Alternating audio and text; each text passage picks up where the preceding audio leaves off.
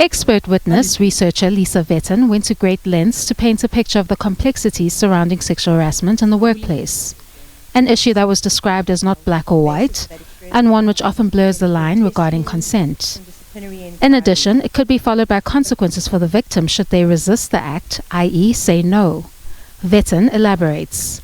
What are the consequences of me saying no to somebody who holds a higher position in the hierarchy than I do?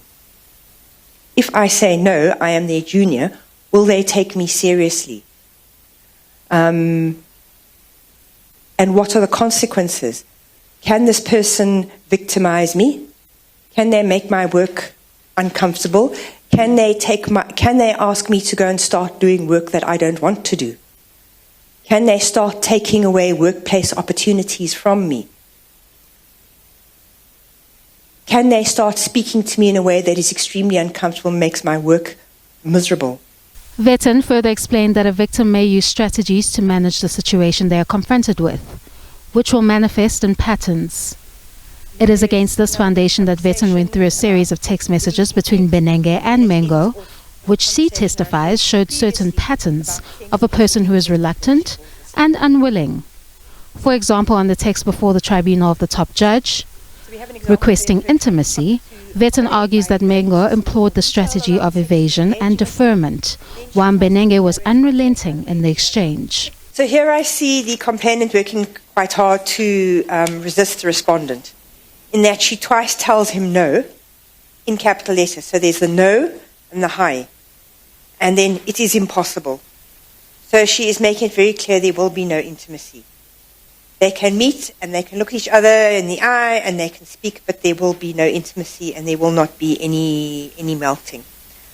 But what I also see is him not taking no for an answer. Vetten concludes in her analysis that Mengo was not a willing participant in the exchanges with Mbenege, nor is there a blueprint to measure a response to this kind of conduct. In addition, Vetten adds that the judge-president ought to have conducted himself according to a certain standard. So as somebody who must make these kinds of decisions, who must also manage people, you needed to have thought about what are the possible implications of this. Should I even go there? You are the person in the more powerful position. And as I say, with power comes great responsibility. So for that reason, you do need to be thinking about what could be the possible consequences of my conduct because of the nature of my role. I am a moral authority as a judge and a legal authority, and I am sometimes required to make decisions over these matters.